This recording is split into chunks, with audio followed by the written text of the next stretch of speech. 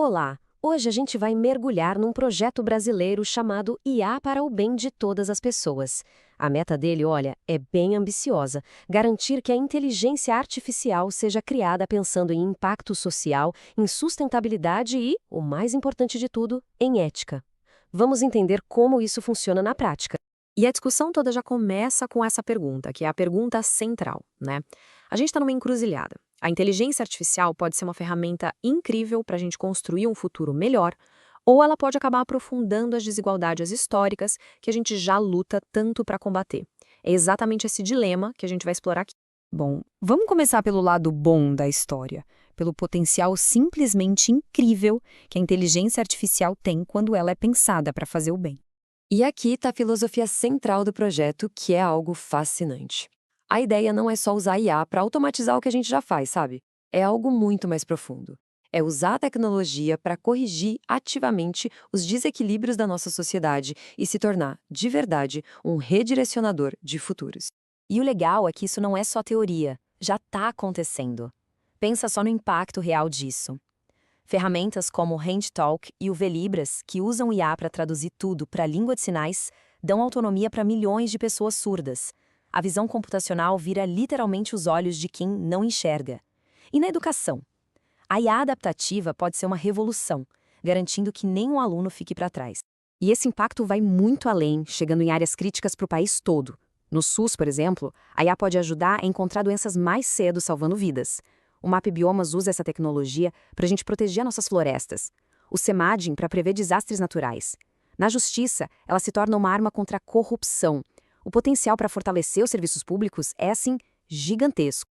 Ok, mas como toda ferramenta que é muito poderosa, a IA também traz perigos enormes. Então agora, vamos virar a moeda e olhar o que acontece quando a tecnologia avança sem ter uma bússola ética para guiar o caminho. 36 milhões. Esse número é impressionante. É a quantidade de pessoas no Brasil que hoje vivem num verdadeiro abismo digital, sabe? Completamente desconectadas. Se a gente não fizer nada, a revolução da IA não vai ser para todo mundo.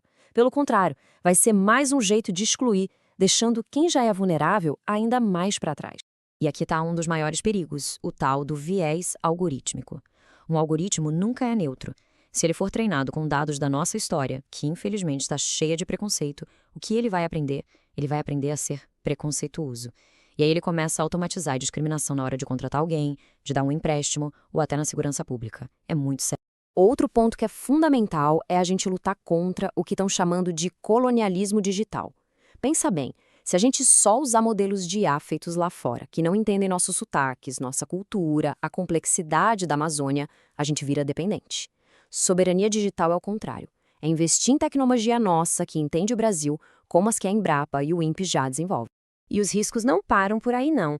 Tem o efeito caixa preta, que é quando um algoritmo toma uma decisão super importante sobre a vida de alguém, mas ninguém consegue explicar por quê.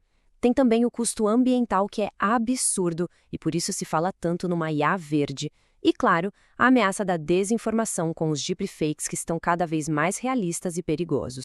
Então tá, diante de tanta promessa de um lado e tanto perigo do outro, como é que a gente avança? É justamente aí que entra a proposta de ter uma bússola ética, sabe? Um conjunto de princípios para guiar o desenvolvimento da IA aqui no Brasil. E a base, o alicerce de tudo isso é o chamado humanismo digital. A mensagem aqui é muito clara. A tecnologia tem que servir as pessoas, e não o contrário. A dignidade humana sempre, sempre tem que vir antes da eficiência de uma máquina. Um jeito bem prático de colocar isso em ação é usar o modelo ESG, que muita gente já conhece do mundo corporativo. O A de ambiental cobra uma IA que seja sustentável. O S de social exige que os dados sejam diversos para não criar preconceito. E o G de governança pede transparência e responsabilidade para a gente saber como os algoritmos funcionam. E mais, essa bússola ética não está isolada. Ela se conecta com uma missão global, os Objetivos de Desenvolvimento Sustentável da ONU. A ideia é usar a inteligência artificial como uma ferramenta para a gente acelerar e alcançar metas em saúde, em educação, no clima, alinhando o que a gente faz no Brasil com a Agenda 2030 mundial. Para organizar tudo isso, o projeto propõe um modelo fácil de lembrar, o RAICE. Primeiro, a IA precisa ser robusta, ou seja, segura e confiável.